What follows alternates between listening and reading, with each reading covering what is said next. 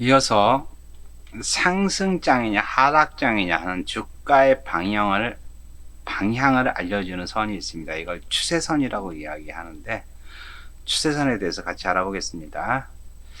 추세선은 주가의 방향을 알려주는 선이다. 추세선을 그리는 방법은 뭐냐면, 주가 파동의 꼭지점끼리, 예를 들어서 이렇게 간다. 그러면 이 꼭지점이 아래 거 꼭지점끼리 이렇게 연결해 주는 거, 이렇게 연결해 주는 거, 이렇게. 그렇죠? 두 개, 세 개 이상의 꼭지점을 연결하면 그 주가의 방향과 상승 각도 같은 걸 알 수가 있다는 거죠. 그래서 이렇게 주가가 이렇게 올라가면은 어떻게 된다? 이게 상승 추세선이고, 이렇게 내려가고 있다. 그러면 어떻게 된다? 하락 추세선이다. 그 다음에 계속 거기서 왔다 갔다 하고 있으면 뭐다? 평행 추세선이다. 이렇게 되는 거죠. 그래서 상승 추세선일 경우 어떻게 한다? 추세선에 닿을 때, 그쵸? 이때 사고, 추세선을 하락 이탈시 이렇게 해서 이탈하잖아요. 이탈할 때는 팔으라는 얘기예요. 이 닿고 올라갈 때는 사고, 하락할 때는 팔고. 하락 추세선 같은 경우는 여기 닿을 때 팔고, 그죠? 요걸 뚫고 나갈 때, 추세선을 뚫고 나갈 때, 이때 사라는 얘기예요. 횡보일 때는 그냥 사지도 말고 팔지도 말고 그냥 관망하고 있다가 얘가 돌파했을 경우 매수, 얘가 떨어졌을 경우 여기 그때는 매도, 이렇게 하라는 얘기입니다. 이어서 주가의 흐름을 예측하는데 조금 더 명확하게 예측할 수 있는 이동평균선에 대해서 알아보겠습니다. 이동평균선은 말 그대로 기간별 평균 주가를 산출해서 그린 선 그래프입니다.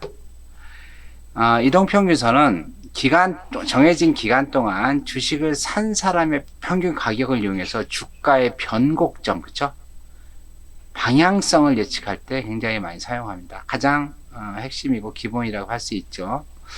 이동평균선은 뭐 5일 이동평균선, 20일 이동평균선 이렇게 있는데, 만약에 이제 5일 이동평균선을 구하고 싶다 그러면은 실제 주식 가격이 이렇게 됐다 그러면은 5일 동안의 평균 가격, 여기 있죠, 여기에 대한 평균 가격이 얼마, 그 다음에 또 요거에 대한 6일째 이동평균 가격이 얼마, 그래서 요거에 대한 평균 가격이 얼마, 이렇게 해서 요걸 쭉 가지고 그래프를 만드는 거죠.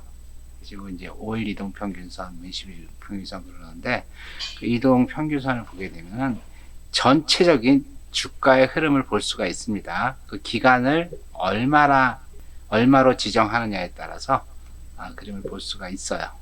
이동평균선은 이렇게 5일, 10일, 20일, 60일, 120일, 200일 등이 있는데, 그 기간에 따라 다양한 지표를 알려줘요. 이 120일과 200일 이동평균선은 주가와 실물 경기가 유사하다고 생각해서 경기선이라고 그래요. 120일, 200일 이동평균. 그래서 경기가 호황일 경우 이동평균선이 상승하고, 불황일 경우 하락을 합니다. 그래서 120일, 200일 이동평균선은 어떨 때 주로 보냐 하면요, 중장기 투자할 때 많이 활용을 합니다. 60일 이동평균선은 장기가 아니라 중기 추세를 볼 때, 주식으로 몰리는지 안 몰리는지 요거 있죠, 요걸 볼 때 많이 사용해요. 그래서 증시로 자금이 유입된다 그럼 이 이동평균선이 상승장으로 보여지고, 빠져나간다 그러면은 하락장으로 떨어지거든요. 그래서 이거를 60일 이동평균선은 수급선이라고도 얘기를 해요. 그 다음에 20일 이동평균선은 이제 심리선이라 그래요. 20일 동안 평균을 딱 내서 보면은 사람들의 심리에 따라서 주식이 막 오른다 그러면은 투자를 하고 싶고, 내리면 팔고 싶잖아요. 그래서 20일 이동평균선을 보면은 사람들의 심리에 따라서 올라가기도 하고 내려가기도 한다는 거죠.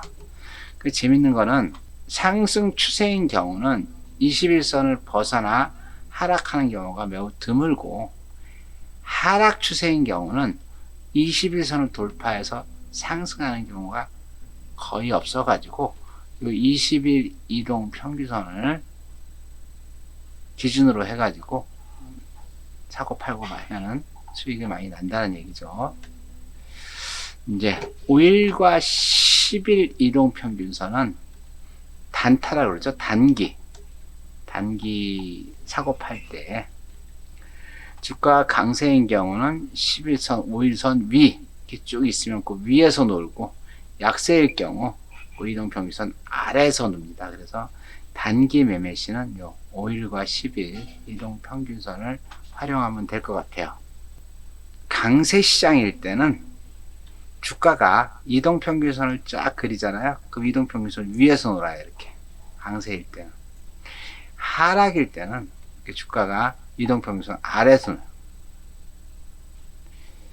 그래서 약세 시장에서 주가가 이동 평균선 아래에서 파동을 그리면 하락을 한다는 거죠. 보합 국면에서 이동 평균선과 밀접되어 있다가 상승이다 하락하면은 그 선을 벗어나는 거니까, 상승하면 매수를 하면 되고 하락하면 매도를 하면 되겠죠. 그래서 재밌는 거는 이동 평균선을 상향해서 돌파하면은 매수를 하면 되고, 하향하게 되면, 이 돌파를 하게 되면 여기서, 그렇죠? 마찬가지 이렇게도 올라간다, 여기서는 매수하면 좋고, 여기서 내려간다 벗어나가잖아요. 그렇죠? 그러면은 매도하면 좋고, 이 얘기예요. 그래서 이동평균선을 가지고 쭉 봅니다. 같이 20일 이동평균선, 60일 이동평균선 이렇게 있잖아요. 그럼 이동평균선 자체가 짧은 5일 이동평균선이 제일 위야. 이렇게 위에 올라오고, 그 다음에 20일 이동평균선이 두 번째로 오고, 60일 이동평균선이 세 번째로 오고, 120일 이동평균선이 네 번째로 오고, 이렇게 가면은 요걸 정배열이라 그래요. 이동평균선 글자에 따라서 여기 이렇게 순서가 매겨지는 거를 정배열이라고 하는데, 이 정배열이 되면은 이거는 상승장이라고 해요. 상승. 이렇게 되면은 계속 이 주식은 변동은 있지만 계속 올라간다. 이 정배열이 되면은. 역으로 역배열이라고 그랬는데, 역배열. 가장 짧은 5일 이동평균선이 제일 밑에 있어. 밑에 있고, 그 다음에 20일이 있고, 그 다음에 60일이 있고, 그 다음에 120일이 있다. 그러면 어떻게 돼요? 이건 역배열 이동평균선이라 그래갖고, 요건 하락장이에요. 계속 내려간다는 얘기죠. 이동평균선을 다 하는 게 아니라 한 두 개 정도 보는데, 단기 이동평균선하고 중장기 이동평균선을 같이 그려요. 그런데 단기 이동평균선이 장기 이동평균선을 뚫고 올라가잖아요. 요거를 골든 크로스라고 얘기합니다. 골든 크로스가 되면은 주식장이 하락에서 상승 추세로 전환한다는 신호입니다. 신호. 골든 크로스가 발생했다. 그럼 역으로 단기 이동평균선이 중장기 이동평균선을 뚫고 내려오는 거죠. 이걸 갖다가 데드 크로스라 해가지고 상승장에 있던 게 하락 추세로 전환됐다는 신호입니다. 그래서 여러분들이 상승이냐 하락이냐 이걸 갖다가 골든 크로스냐 데드 크로스냐 이걸 가지고 판단할 수가 있다는 거죠. 이동 평균선을 쭉 그려서 얘가 어떻게 수렴하고 얘가 어떻게 붕괴하는지를 이렇게 볼 수 있는 MACD라고 하는 지표가 있습니다. 그래서 MACD 지표에 대해서 알아보겠습니다.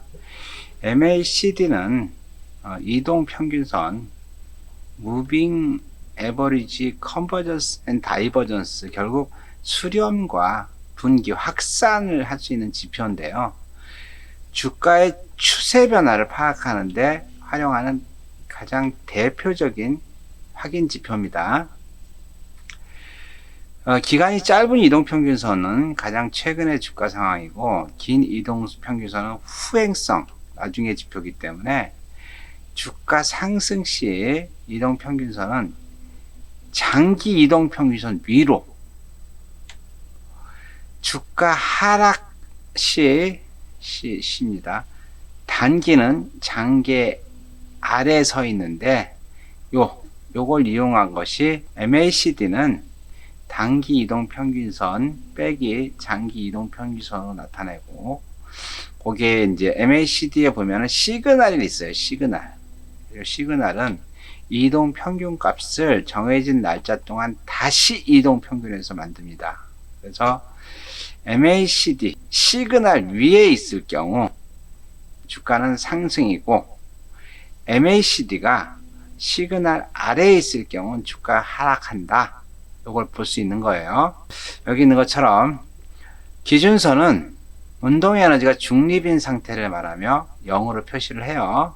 그래서 기준선 위로 올라가면은 곡선은 플러스로 변하고 주가는 상승, 기준선 아래로 떨어지면은 마이너스로 되고 주가는 하락을 하는 거죠. MACD 곡선이 기준선 이하로 내려오지 않으면은 상승세가 꺾였다라고 보지 않아요. 그냥 기준선 아래로 계속 위에 있다 그러면 계속 올라간다 이렇게 보시면 되고요. MACD 곡선이 기준선 위로 올라가지 못하면은 주가가 이렇게 잠깐 올라가는 것 같다 하더라도 실제 상승된 것이 아니라는 거죠. 결국은 MACD 곡선이 기준선 위에 있으면 계속 올라간다, 상승한다. 아래에 있으면 하락한다 라는 걸 여러분들이 판단하는 거죠. 시그널 곡선을 가지고, 이게 이제 시그널 곡선, 기준선이 있고 시그널 곡선이 있고 그 다음에 MACD 곡선, 이렇게 세 개의 선이 있습니다. 그래서 MACD 곡선이 시그널 곡선을 상향 돌파하면 골든 크로스 이렇게 했죠. 이건 매수. 그 다음에 하향 돌파하면, MACD 곡선이 있고 시그널 곡선이 있다 그랬어요. 그쵸? 그래서 이렇게 하향 돌파하면은 매도다. 그래서 이제 굉장히 중요한 얘기인데, 다이버전스, 분기가 발생하면은 추세 전환이 예상이 되는데, 상승형 다이버전스라 그래가지고 주가가 하락 또는 횡보를 하고 있을 때 MACD 곡선이 상승하는 경우, 이걸 상승형 다이버전스라 그래요. 주가는 하락을 해요. 하락을 하는데 MACD 곡선이 상승을 해. 이건 말이 안 되잖아요. 그쵸? 이걸 갖다 상승형 다이버전스라고 얘기하는데, 이거는 하락하던 주가가 조금 있다가 상승한다는 신호니까 이거 잘 보고 있다가 무릎에서 사면 되겠죠.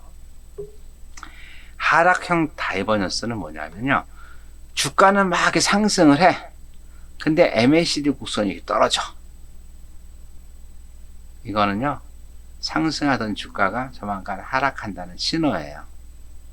그래서 이럴 때는 빨리 어깨에서 팔면 되겠죠. 그래서 이 다이버전스가 발생한다. 다이버전스는 뭐예요? 다이버전스는, 상승형은 주가가 하락하고 있는데 MACD는 이렇게 올라가. 그죠? 그때는 상승형 다이버전스. 하락형은 주가가 상승하고 있어. 주가는 이렇게. 그런데도 불구하고 MACD 곡선이 내려가. 이런 경우는 하락형 다이버전스예요. 그래서 여러분들, 다이버전스가 발생을 했다는 얘기는 뭐다? 추세가 전환된다는 거죠. 추세가 언제 전환될지를 예측하기 위해서는 MACD를 사용하면 됩니다. 여기 이제 구체적으로 얘기하면, MACD가 상승 중이고 기준선 위에 있을 때, 이제 기준선이 있고 MACD 선이 이렇게 있습니다. 그죠? 그러면 주가는 상승 중이로 매수하되 매도는 보류한다. MACD가 하락 중이고, MACD 선이 이렇게 하락 중이에요. 그죠? 근데 기준선 아래에 있어요. 기준선 여기 아래에 있는 경우는 하락 중이므로 매도하되 매수는 보류한다. 그리고 이제 MACD 곡선은 기간이 긴 차트일수록 활용도가 굉장히 좋다는 거예요. 그래서 월봉, 주봉, 일봉, 분봉은 30분보다는 스토캐스틱 지표보다는 효용성이 떨어지는 좀 기간이 긴 게 MACD 곡선이 좋다 그랬어요. 그래서 MACD를 이용한 매수 매도, 내가 사고 싶을 때는 MACD가 시그널선을 상향 돌파하면, 기준선 있고 MACD 선 있고 시그널 선이 이렇게 있다 그랬어요. 그죠? 그래서 시그널 선을 상향 돌파하면 매수, 기준선 위에 있는 한 주가는 상승 추세니까 하락하지 않는다. 시그널 추세가 상승할 때 매도 신호가 나올 때까지는 주식을 보유해라. 상승형 다이버전스가 발생하면 매수를 검토해라. 상승형 다이버전스, 그렇죠? 주가는 내려가는데 MACD 곡선은 상승한다 그랬어요. 매도할 경우는 그 반대가 되겠죠. MACD가 시그널선을 하향 돌파하면 매도한다. MACD가 기준선 아래에 있는 한 주가는 하향 추세이니까 상승하지 못한다. 기준선, 그쵸? 기준선이 있고 밑에서 MACD가 놀고 있다. 그러면 상승하지 않는다는 얘기예요. 시그널 추세가 하향인 한 매수 신호가 나타날 때까지 주식을 사지 않는다. 그쵸? 시그널 추세, 시그널. 두 개가 있다 그랬죠? 이제 하락형 다이버전스가 발생하면 적극적으로 매도를 해라. 여기 그림에 보면은 요게 기준선입니다. 여기 기준선 요게 기준선이고 요 하얀색이 MACD 선입니다. 요게. 그리고 요 빨간색이 시그널 선입니다. 시그널 선. 그래서 얘기한 것처럼 여기 MACD가 기준선 아래에 있다. 그러면 여기 하락장이라는 얘기예요. 그리고 MACD가 시그널을 치고 올라가게 되면은 이거는 골든 크로스라 해가지고 상승장이라는 거고, 이렇게 상승이 된다는 거죠. 이렇게, 그죠? 그리고 MACD가 요 시그널 선을 밑으로 내려온다. 이건 데드 크로스라 그래가지고 어떻게 된다? 그래서 하락이 된다는 얘기죠. 근데 재밌는 거는 요 기준선 위에서 놀면은 계속 상승장이 된다는 거고, 기준선 아래로 내려오면은 이렇게 아래로 내려오면은 계속 하락장이 된다는 거죠. 기준선 위에 있을 때는 어쨌든 간에 상승장이다. 기준선 아래로 내려오면은 하락장이다. 그래서 MACD 가지고 이렇게 전체적으로 볼 수 있다는 이야기입니다. 이어서 1980년도 존 볼린저라는 사람이 만든 볼린저 밴드에 대해서 알아보겠습니다. 볼린저 밴드는 20일 이동평균선을 중간에 그리고 이 중간 선을 기준으로, 중간 밴드를 기준으로 표준 편차의 2배를 더한 값으로 상위 밴드를 만들고, 표준 편차 2배를 빼서 하위 밴드를 만들어서 상위, 중간, 하위 이렇게 3개의 하나, 둘, 3개 이렇게 밴드로 구성이 되어 있습니다. 표준 분표는 평균을 중심으로 표준 편차 2배 안에 전체 모집단의 95%가 분포한다는 원리를 이용한 것으로, 실제 95%니까 벗어나는 건 5% 정도밖에 안 되죠. 그래서 50%의 값을 활용해 매수할지 매도할지 그 신호를 찾아내는 것입니다.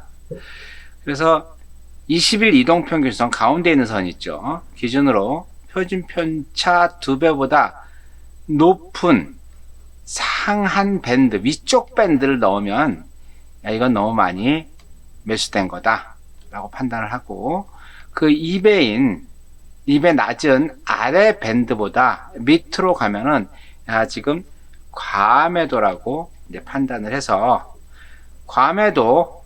과매수가 일어나면 추세가 바뀐다 라고 판단해서, 위쪽 밴드에 도달하면은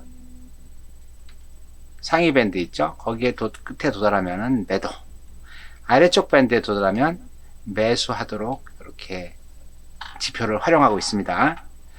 그래서 이제 볼린저 밴드는 상위 밴드, 중간 밴드, 아래 밴드가 있다고 그랬는데, 상위 밴드, 중간 밴드, 아래 밴드가 이렇게 있을 때 주가가 요 사이에 있을 경우는 이 상위 밴드가 저항선이 되고, 넘어가지 않는 저항선이 되고, 요 중간 밴드가 지지선이 되고, 또 여기 이 중간 밴드 아래에 있으면은 중간 밴드 자체가 저항선이 되고 하위 밴드가 지지선이 됩니다. 볼린저 밴드의 계산은 어떤 식으로 하냐면은 이제 중심선은 그냥 20일 이동평균선 있죠. 아까 5일 이동평균선을 봤는데 그 20일 이동평균선을 만들어 가지고 선을 쫙 그려주는 거죠. 중간은. 그리고 상한선 위에 있는 밴드는 중심선에다가 표준 편차 곱하기 2를 해가지고 더해줘요. 그래서 항시 더했으니까 값이 항시 높겠죠. 그래서 이쪽 위쪽에 이렇게 뭔가 밴드가 생기고, 그 다음에 하한선은 표준 편차 곱하기 2를 빼줍니다. 그러니까 밑에 생기겠죠, 무조건. 그래서 이렇게 생깁니다. 그래서 볼린저 밴드는 어디서 근거했냐 하면은 주가는 95.44%가 이 밴드 안에서 움직이는 게 정상이다. 이 밴드 안에서 주가는. 밴드 폭이 일정하지 않고 이게 늘어났다, 줄어들었다를 계속 반복한다는 거죠. 그래서 밴드 폭이 좁아지잖아요. 이렇게 좁아지면, 계속 좁아지면은, 좁아지다 말고 갑자기 한번 샥 늘어났다가 이렇게 넓어졌다가 다시 좁아졌다. 이렇게 반복을 하잖아요. 그럼 좁아졌다는 얘기는 뭐야? 분명히 넓어진다는 얘기잖아요. 그럼 넓어진다는 얘기는 뭐예요? 이게 상승을 하든지 하락을 하든지 어떤 변화가 온다는 얘기잖아요. 재밌는 거는 요 95%가 요 안에 있어야 되는데, 요 안에 있어야 되는데, 이 밴드를 벗어날 경우, 벗어났다는 얘기는 반드시 얘가 상승하고 있다 그러면 추세가 변화가 돼서 하락이 되는 거고, 얘가 하락하고 있다 그러면 추세 변화가 돼서 상승이 된다는 얘기예요. 전혀 다른, 이걸 벗어나게 되면 새로운 추세 변화가 생긴다는 거고, 횡보를 하고 있다. 횡보를 한다는 얘기는 뭐, 이렇게 중심선이 있고 상한선 하한선이 별 차이가 없다는 거죠. 이럴 때는 이렇게 횡보를 하다가 갑자기 이렇게 딱 벗어나잖아요. 그럼 확 오른다는 얘기예요.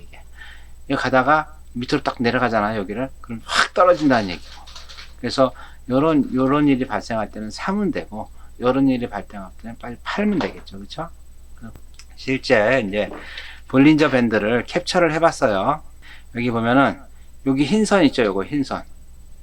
요거는 15일 이동평균선이고, 요 흰선 요거 있죠. 요게 20일 이동평균선입니다. 요게 20일 이동평균선이고, 그리고 요게 이제 표준 편차 곱하기 해서 더해준 상위 밴드, 요 위에 있는 게. 요 밑에 있는 거는 이제 하위 밴드, 이렇게 됩니다. 그래서 상위 밴드를 벗어나면 과매수 시점, 여기 상위 밴드를 벗어나면은 과매수 시점이 된다는 거예요. 그리고 이 하위 밴드를 벗어났을 경우, 그렇죠? 이건 과매도, 너무 많이 팔았다. 과매도가 일어나면 어떻게 돼요? 상승이 오겠죠. 과매수가 일어나면 어떻게 돼요? 하락이 오겠죠. 이렇게 밴드, 볼린저 밴드는 이게 넓어졌다, 좁아졌다, 넓어졌다, 좁아졌다를 계속 반복하는 거니까, 요 상위 밴드, 하위 밴드를 벗어나면은 그때 추세 변환이 일어난다는 걸 알고 실제 이제 매매 타이밍, 매수 타이밍을 잡는 거죠. 여기 있는 것처럼 이제 주가가 여기 있다 그러면은 요 상위 요 밴드가 저항선이 되고, 이 하위 밴드가 지지선이 되는 거고, 여기 중간 밴드가 지지선이 되는 거고, 이게 밑에 있다 그러면은 이게 이 아래가 지지선이 되고, 이 중간 밴드가 저항선이 된다는 얘기예요. 볼린저 밴드를 볼 때 가장 주의 깊게 봐야 되는 거는 스키즈라고 그래요. 스키즈. 이게 이제 횡보 구간이 길어지면 길어질수록 그 다음에 위로 올라가잖아요. 이게 캔들 차트가 요 이제 상위 밴드를 벗어나잖아요. 그러면 샥 올라갑니다. 이게 하위로 딱 떨어지게 되면 또 샥 내려갑니다. 그래서 이걸 이용해 가지고 매수 매매를 하는 겁니다. 볼린저 밴드를 활용해서 이제 매매하는 방법은, 자, 먼저 밴드 폭을 이용한 매매 방법인데, 밴드가 좁아진다는 얘기.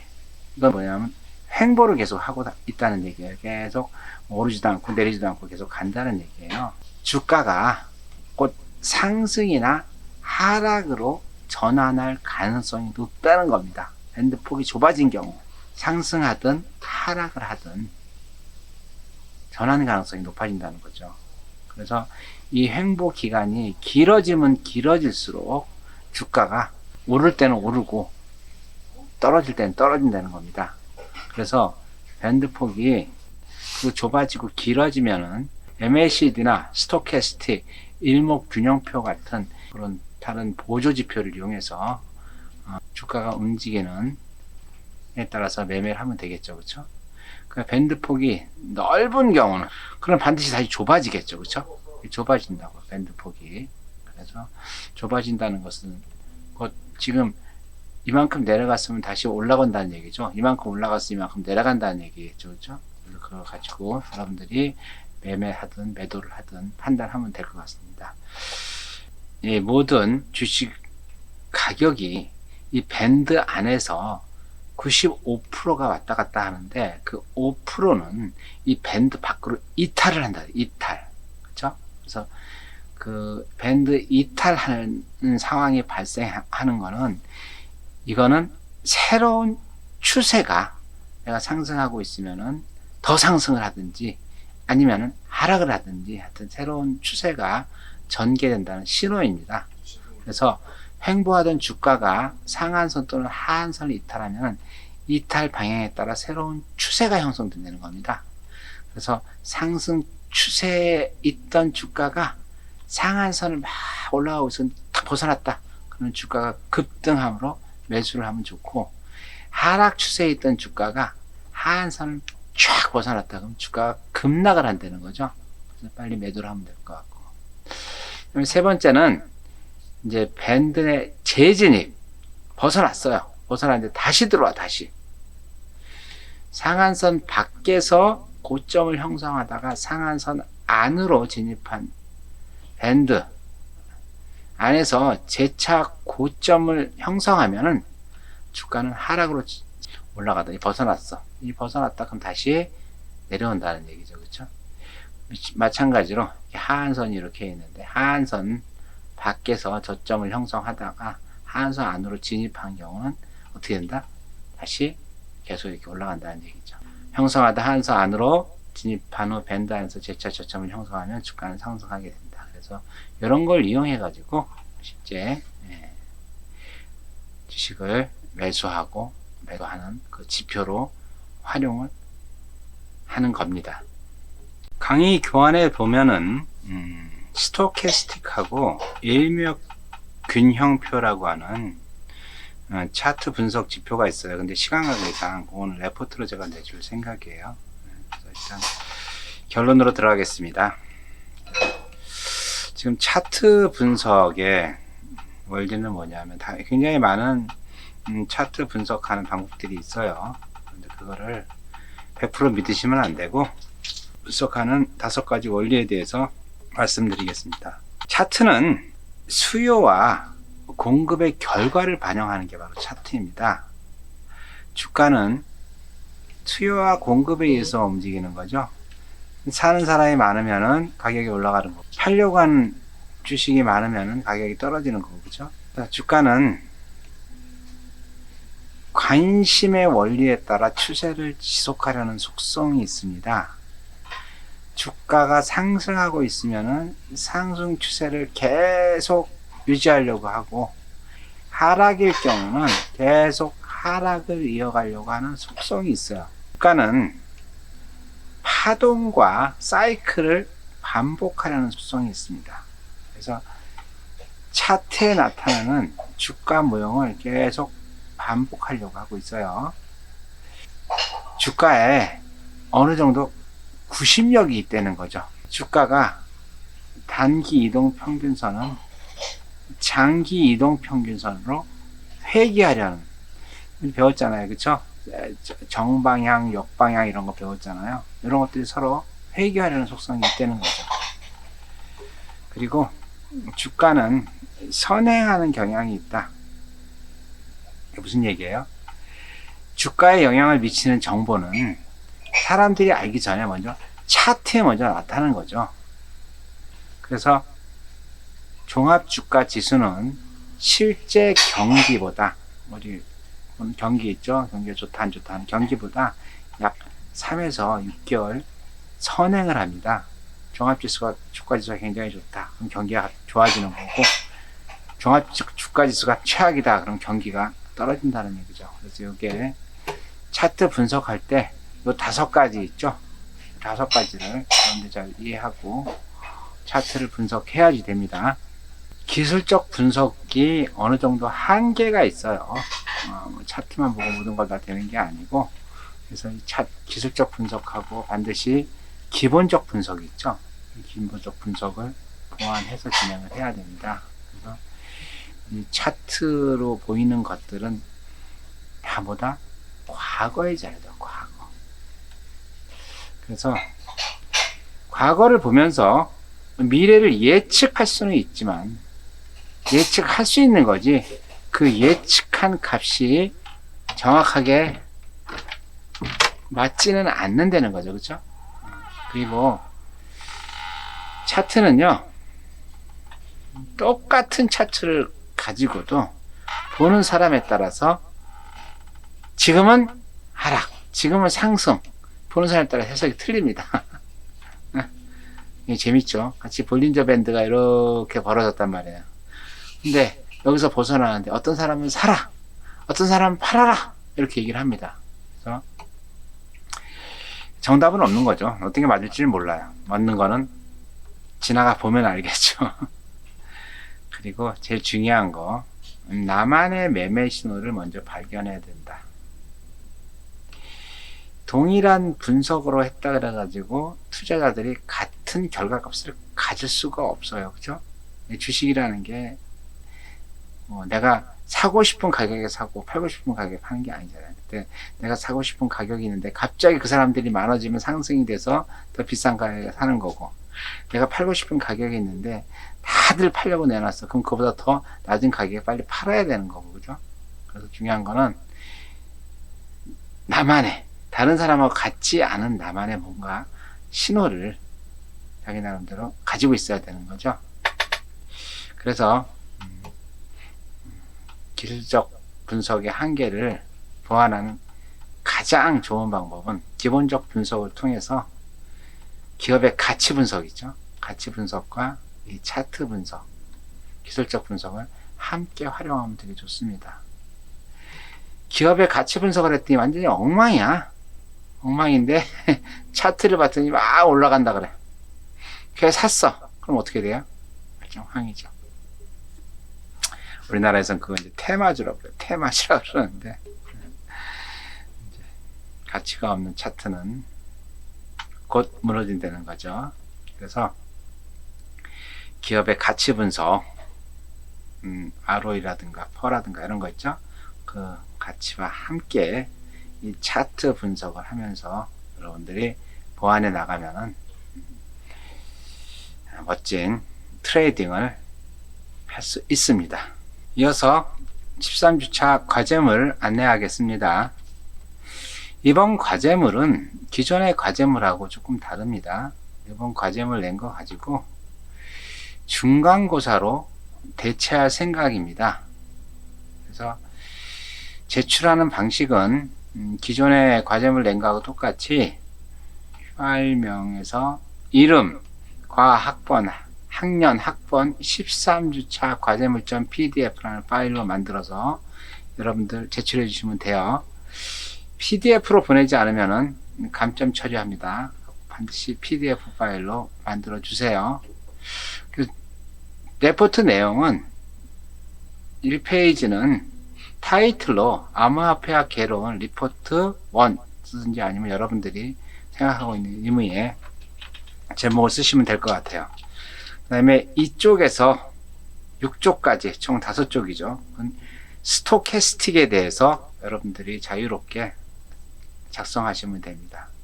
그 다음에 7쪽에서 12쪽까지 6쪽입니다. 이거는 일목균형표에 대해서 여러분들이 작성을 하시면 될 것 같아요.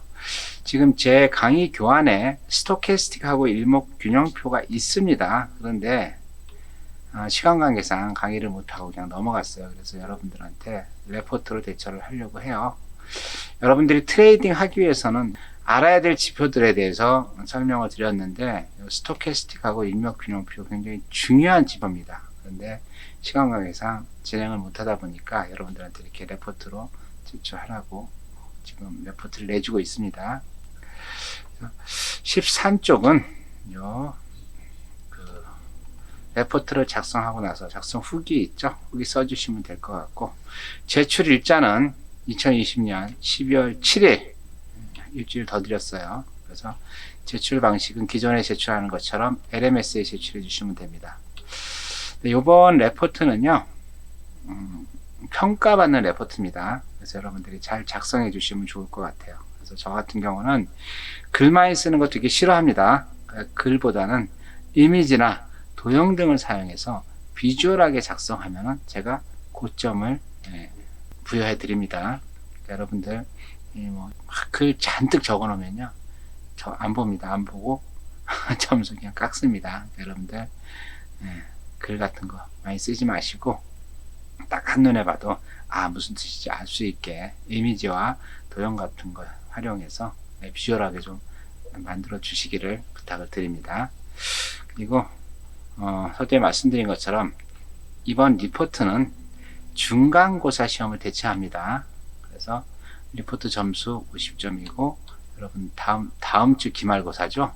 기말고사 때 점수 50점 반영해서 총 여러분들의 학점을 평가할 예정입니다. 그러니까 반드시 작성해 주시면 되고, 고민을 많이 했어요. 여러분들 기말고사 하나만 봐가지고 여러분들 학점을 다 평가한다는 게 솔직히 저한테도 부담스럽고, 여러분들도 기말고사 잘못 봐가지고 학점 안 나오면 안 좋잖아요. 그래서 꼭 계란을 한 바구니에 담으면 위험하듯이 여러분들 기말고사 하나 가지고 모든 평가를 받는 거 자체가 위험하다는 생각이 들어가지고 이렇게 결정한 거니까 여러분들 레포트 잘 작성해서 기본 점수 50점 따고 들어갔으면 좋겠습니다. 예. 혹시 과제물 관련해서 궁금한 사항이 있으면 문자나 카톡 또는 메일 아니면 밴드를 이용해서 질문해 주시면 바로 답변해 드리겠습니다. 오늘 강의 잘 들으셨나요? 암호화폐 트레이딩 하기 위해서 그래도 조금 알아야 될 것 같아 가지고 열심히 설명을 했는데 여러분들 주식은요, 경제를 아는 지표라고 그랬습니다. 조금씩 관심을 갖고 한번 해보는 게 좋을 것 같아요. 그래서 오늘 배웠던 차트 보는 방법 아주 기본적인 것만 설명을 했는데 여러분들 조금 관심을 갖고 공부를 하시면 더 좋을 것 같아요. 그래서 오늘 장시간 고생 많이 했습니다. 네, 안녕.